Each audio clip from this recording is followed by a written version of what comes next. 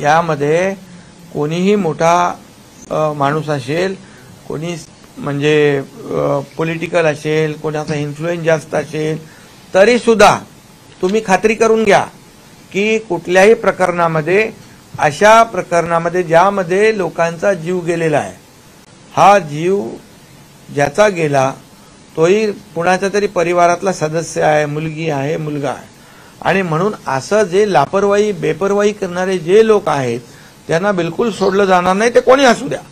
आणि म्हणून पोलीस आयुक्तांना मी स्वतः सांगितलेलं आहे, ड्रंक अँड ड्राईव्हचा जो ड्राईव्ह मोठ्या प्रमाणावर सुरू करा।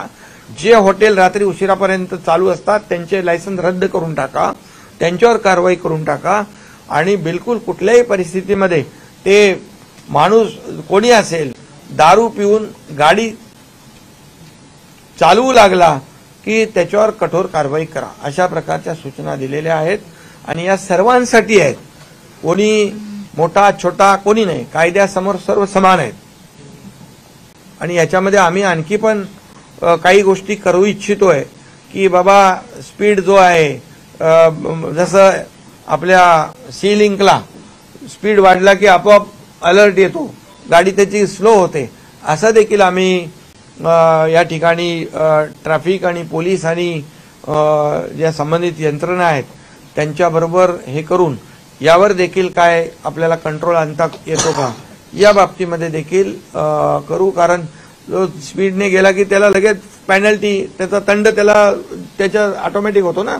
तर ते देखील आम्ही त्याच्यावर देखील हे करतोय, जेणेकरून सर्व सिस्टीम ज्या आहेत या संबंधित सिस्टीम एकत्र करून याच्यावर कारवाई झाली पाहिजे आणि हिट अँड रनच्या केसेस यापुढे होता कामा नये, अशा प्रकारचा सरकारचा एक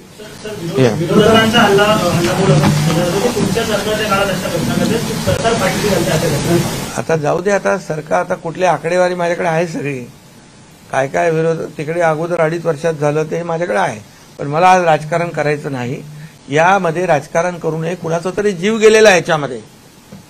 आणि त्याच्या राजकारण करू नये एवढंच मी सांगतो। बाकी तुम्हाला मी माहिती देईन ना अंतिम